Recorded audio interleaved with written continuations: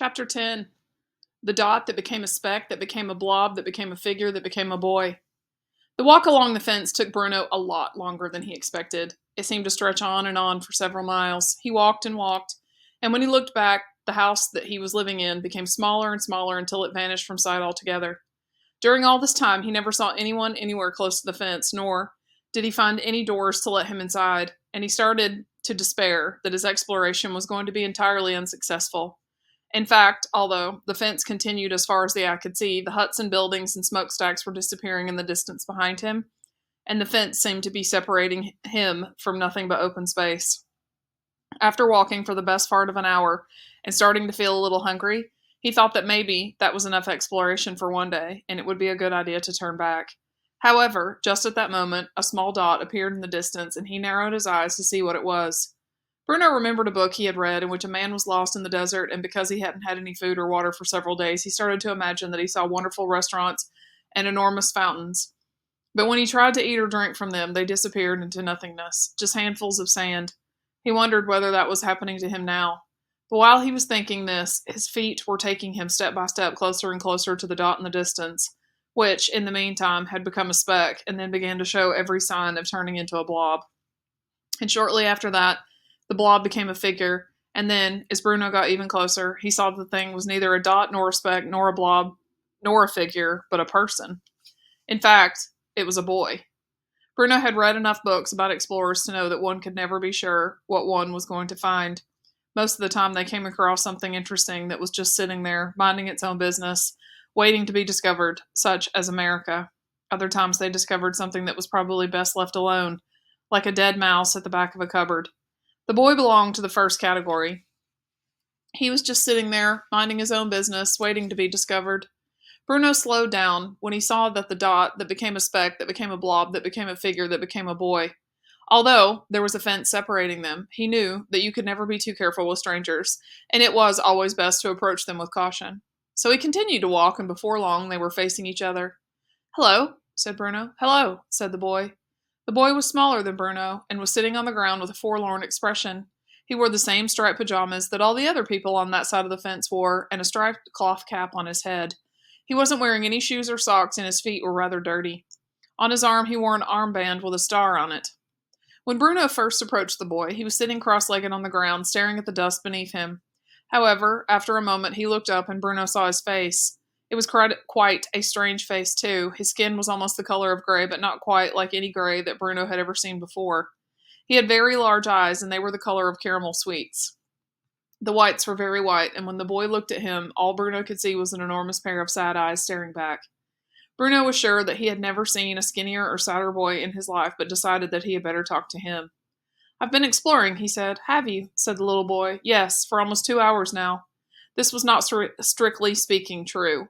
Bruno had been exploring for just over an hour, but he didn't think that exaggerating slightly would be too bad a thing to do. It wasn't quite the same thing as lying, and made him seem more adventurous than he really was. "Have you found anything?" asked the boy. "Very little." "Nothing at all? Well, I found you," said Bruno after a moment. He stared at the boy and considered asking him why he looked so sad, but hesitated because he thought it might sound rude. He knew that sometimes people who were sad didn't want to be asked about it. Sometimes they'd offer the information themselves, and sometimes they wouldn't stop talking about it for months on end. But on this occasion, Bruno thought that he should wait before saying anything. He had discovered something during his exploration, and now that he was finally talking to one of the people on the other side of the fence, it seemed like a good idea to make the most of the opportunity. He sat down on the ground on his side of the fence and crossed his legs like the little boy and wished that he had brought some chocolate with him, or perhaps a pastry that they could share. "I live in the house on this side of the fence," said Bruno. "Do you? I saw the house once, from a distance, but I didn't see you." "My room is on the first floor," said Bruno. "I can see right over the fence from there. I'm Bruno, by the way. I'm Shmuel," said the little boy. Bruno scrunched up his face, not sure what he had heard the little boy right. "What did you say your name was?" he asked. "Shmuel," said the little boy, as if it was the most natural thing in the world. "What did you say your name was?" "Bruno," said Bruno. "I've never heard of that name," said Shmuel. "And I've never heard of your name," said Bruno. "Shmuel," he thought about it. "Shmuel," he repeated. "I like the way it sounds when I say it. Shmuel. It sounds like the wind blowing." "Bruno," said Shmuel, nodding his head happily. "Yes, I think I like your name too. It sounds like someone who's rubbing their arms to keep warm. I've never met anyone called Shmuel before, said Bruno. There are dozens of Shmuels on this side of the fence, said the little boy. Hundreds, probably. I wish I had a name all my own.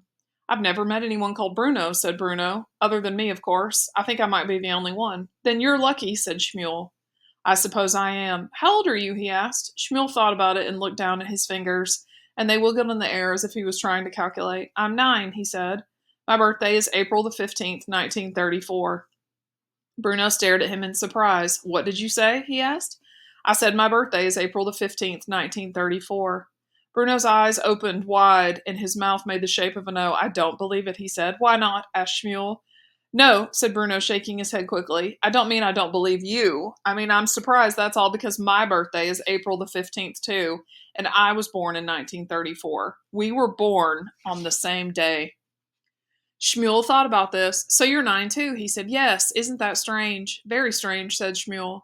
Because there may be dozens of Shmuels on this side of the fence, but I don't think I've ever met anyone with the same birthday as me before. We're like twins, said Bruno. A little bit, agreed Shmuel.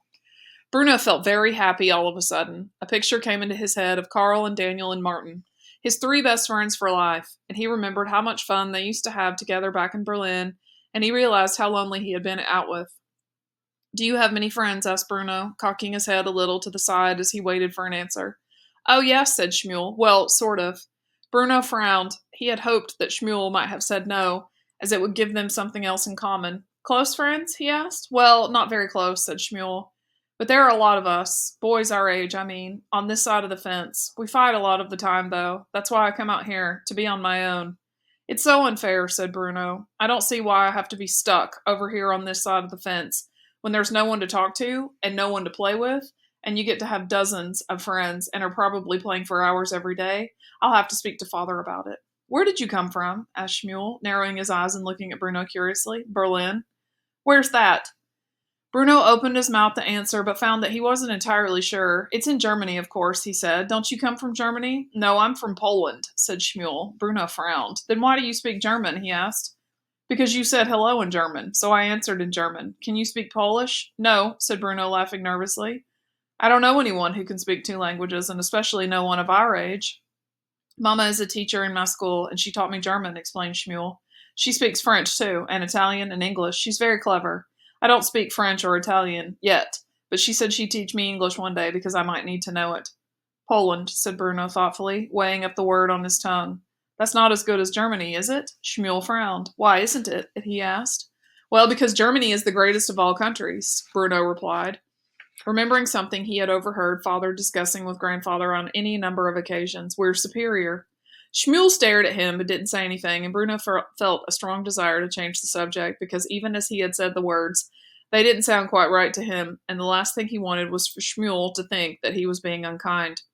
Where is Poland, anyway? He asked, after a few silent moments had passed. Well, it's in Europe, said Shmuel. Bruno tried to remember the countries he had been taught about in his most recent geography class with their list. Have you ever heard of Denmark? He asked. No, said Shmuel. I think Poland is in Denmark, said Bruno, growing more confused even though he was trying to sound clever, because that's many miles away, he repeated for added confirmation. Shmuel stared at him for a moment and opened his mouth and closed it twice, as if he was considering his words carefully. But this is Poland, he said finally. Is it? Asked Bruno. Yes, it is, and Denmark's quite far away from both Poland and Germany. Bruno frowned. He'd heard of all of these places, but he always found it hard to get them straight in his head. Well, yes, he said.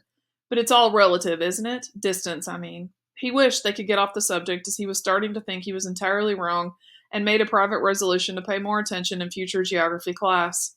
I've never been to Berlin, said Shmuel. And I don't think I'd ever been to Poland before I came here, said Bruno, which was true because he hadn't. That is, if this really is Poland.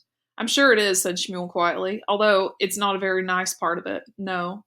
Where I come from is a lot nicer. It's certainly not as nice as Berlin, said Bruno. In Berlin, we had a big house with 5 floors, if you counted the basement and the little room at the top with the window.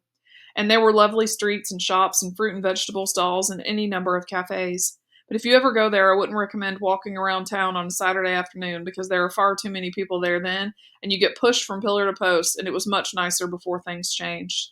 How do you mean? Asked Shmuel. Well, it used to be very quiet there, explained Bruno, who didn't like to talk about how things had changed. And I was able to read in bed at night, but now it's quite noisy sometimes and scary, and we have to turn all the lights off when it starts to get dark. Where I come from is much nicer than Berlin, said Schmuel, who had never been to Berlin. Everyone there is very friendly, and we have lots of people in our family, and the food is a lot better too. Well, we'll have to agree to disagree, said Bruno, who didn't want to fight with his new friend. All right, said Schmuel.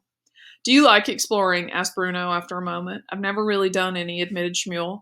I'm going to be an explorer when I grow up, said Bruno, nodding his head quickly.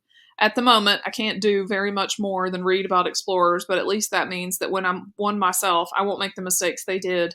Schmuel frowned. What kind of mistakes? He asked. Oh, countless ones, explained Bruno. The thing about exploring is that you have to know whether the thing you found is worth finding. Some things are just sitting there, minding their own business, waiting to be discovered.